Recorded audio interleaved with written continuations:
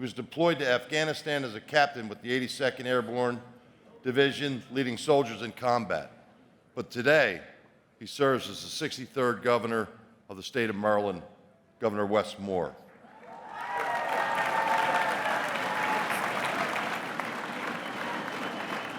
What's going on? It's good to see you.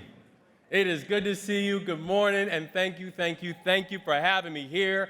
And Sean, I want to first start by saying thank you for your leadership. Thank you for your vision. Thank you for your thoughtfulness. Thank you for always making it happen for each and every one of us. God bless you, man, and thank you so much.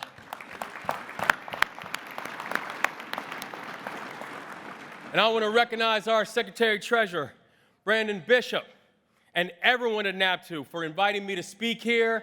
I cannot tell you enough what a personal honor and a personal privilege it is for me to be here, also with all of our Maryland folks.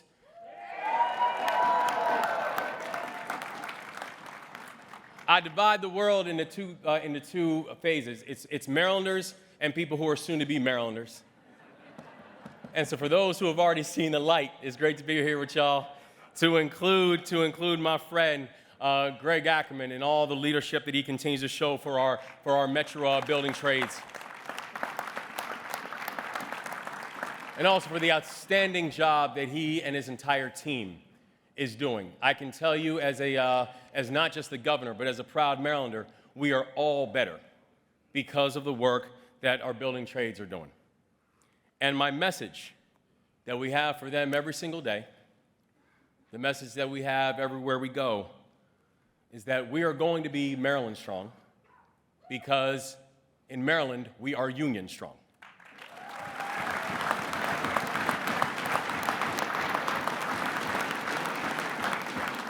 And I want to tell you, for me saying that, that's not a political statement.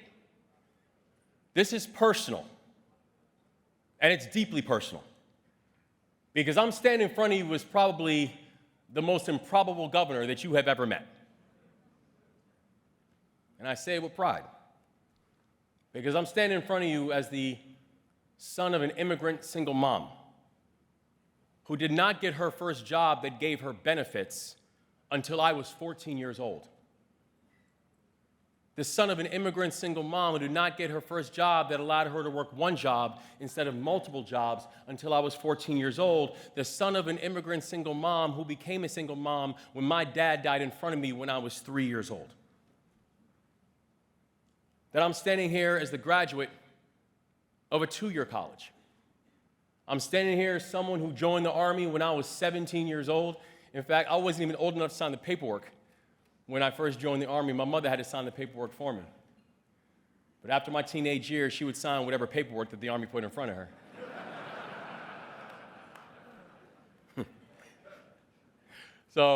And I come here as somebody who I don't come from a political background. I don't come from a political family. I had never run for office before when I ran for governor. In fact, the truth is, I had to convince many members of my family to vote for me. And it's not because my family and I aren't cool, like I'm real cool with my family. It's that many members of my family hadn't voted. That we don't come from that. So me standing here in front of you today, I want to be clear that that was not preordained. But when people said, so where did your strength come from? Where'd your focus come from? Where'd your platform come from? I am very clear when I say it came from unions.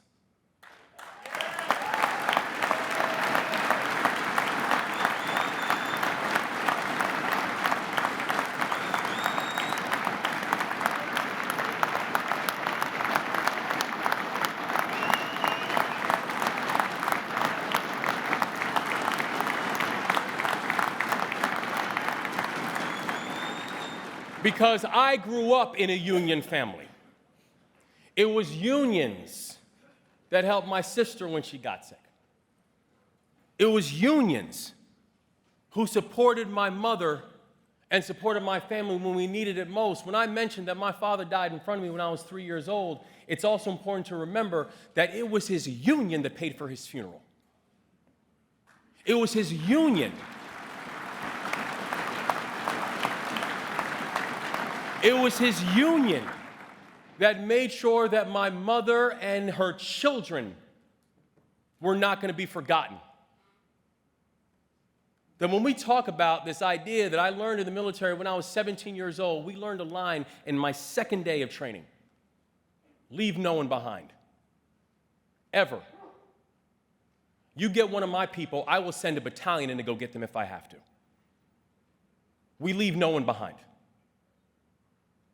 And the people who most understand that, the people who push for it, the people who remind our society how important it is, it's our unions.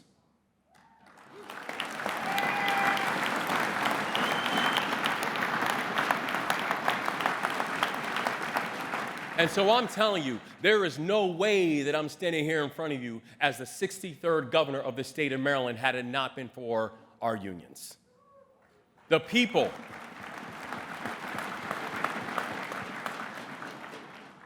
who saw me and who saw my family before anyone else. And so I'm proud to say, when we talk about the future of our state, the future of our state is bright.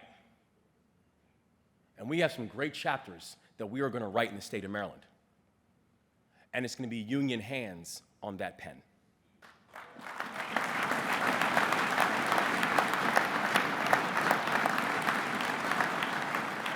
Now, later on today, I know we're going to hear from the boss. And I'm thrilled. I know later on today, President Biden is going to come through. And as the president likes to say, the middle class built America, and unions built the middle class.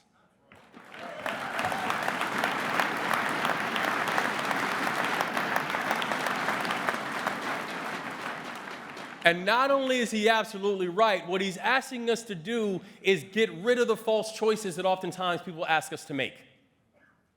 That sometimes when people say that you have to somehow choose between having a growing economy and a fair one, it's a false choice. We don't have to choose because we can and we will have both. That when people somehow tell us that we have to choose between supporting our four-year institutions or investing in union-registered apprenticeships, that somehow that's a choice, I'm telling you right now, we're not choosing. We can and we will do both.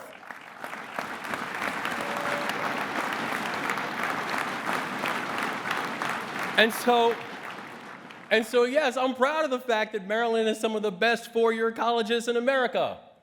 That's fantastic. And we'll invest in it.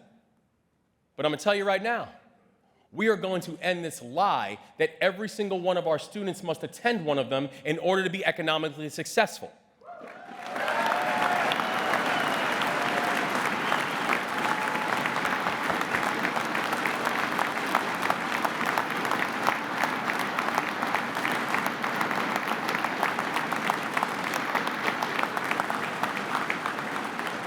So, at a time when we've got to invest in our infrastructure, at a time when we've got to invest in our roads and our bridges and our tunnels, and a time when we need to make sure that our workers are supported with competitive wages, with safe conditions, and strong benefits, at a time when everything is on the line and everything is at stake. And at a time when we have so much uncertainty, I can tell you I feel very proud because our future is very bright, because I know it is going to be unions that is going to help. Unions are going to help to lead the way.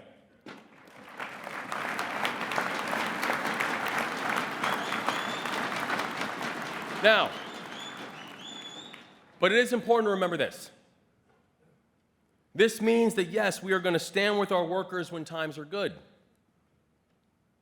But it also means we're going to stand for our workers when times are tough.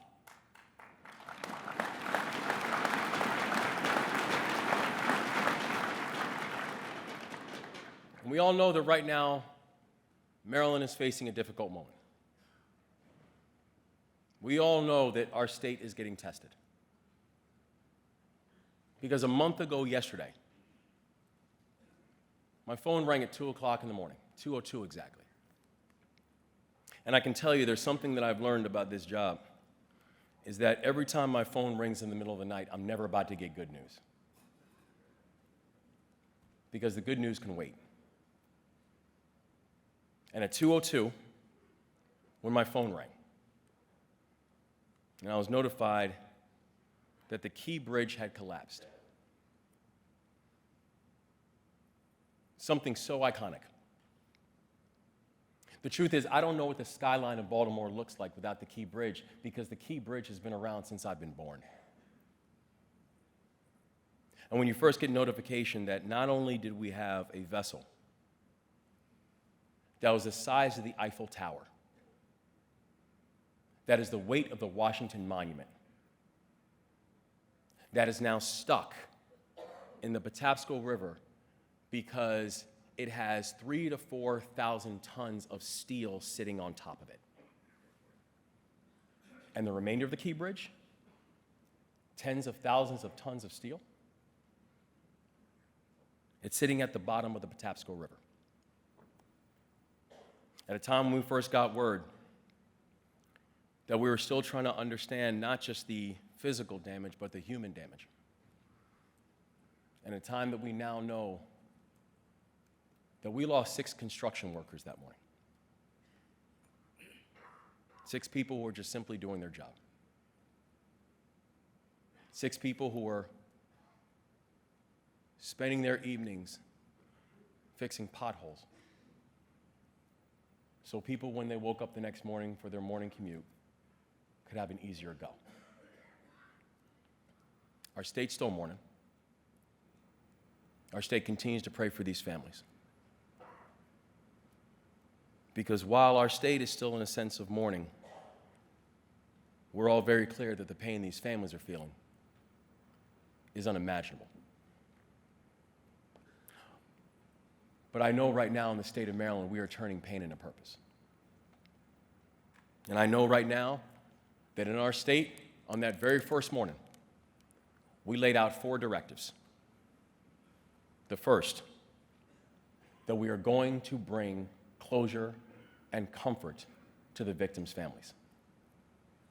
The second, we are going to fully reopen the federal channel and get the Port of Baltimore opened again. The third, we are going to support everyone who is affected by this crisis. And when I say everyone, that includes our ILA workers, that includes our operating engineers, that includes our Teamsters, that includes our businesses, that includes the family members, that includes the first responders. When we say everybody, we mean everybody.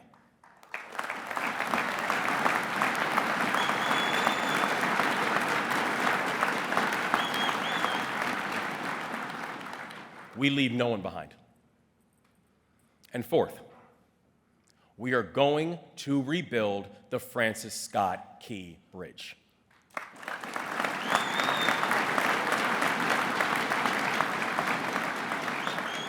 And as you know, President Biden said we are going to rebuild this bridge with union workers and American steel.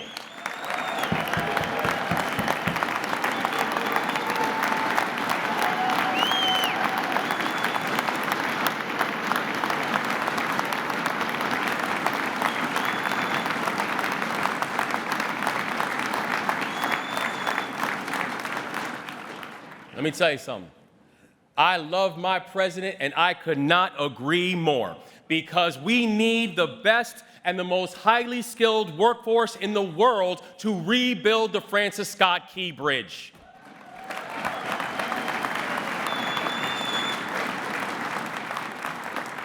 Our unions have always been there for us. Always. And we're going to be there for them. It's not lost on me at all who built the World Trade Center. And it's not lost on me at all who helped us to rebuild. And you know the reason I know that is because I know some of the people who did it. I got to tell you, not only do I come from a union family, I married up. Because I'm married into a union family too.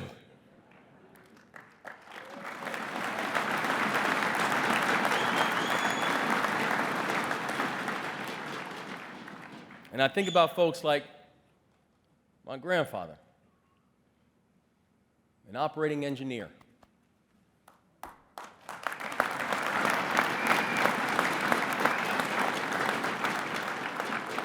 Who proudly talked about the work that he did to build the World Trade Center. And I think about my father-in-law, an operating engineer.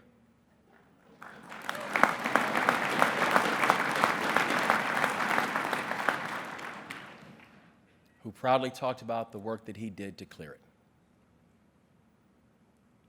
This is personal. In this moment, we're going to need you. We've got a long road ahead of us. This is going to be long. It's going to be challenging. It's going to be complicated. But we're going to walk this path together because we're committed to doing it right. We're going to win this moment. We're going to come back stronger. And we're going to do it because we're going to move in partnership. And I'm not just talking about the Key Bridge. I'm talking about all the work in front of us. I'm talking about the work that we are going to do to lift each other up. I'm talking about the work that we are going to do to build a stronger economy. I'm talking about the work that we are going to build new pathways to work, wages, and wealth for all and not just some.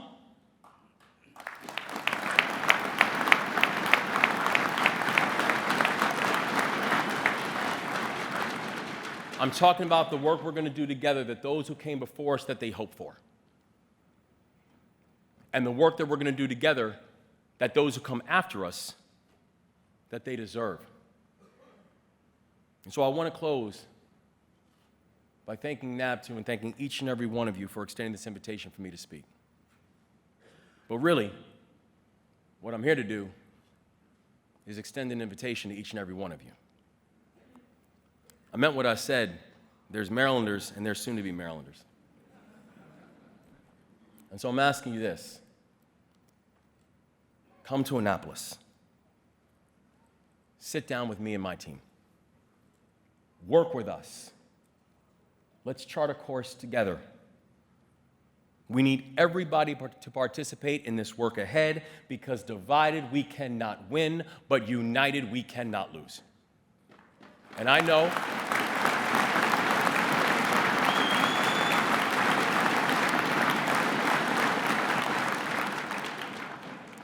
that in this moment, we are going to build strong. We're going to build together.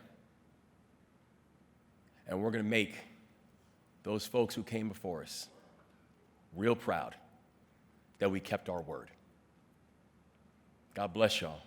Thank you for leaving no one behind, and thank you for the work that we're doing now, tomorrow, and always. God bless you guys, and thank you so much. Thank you, guys.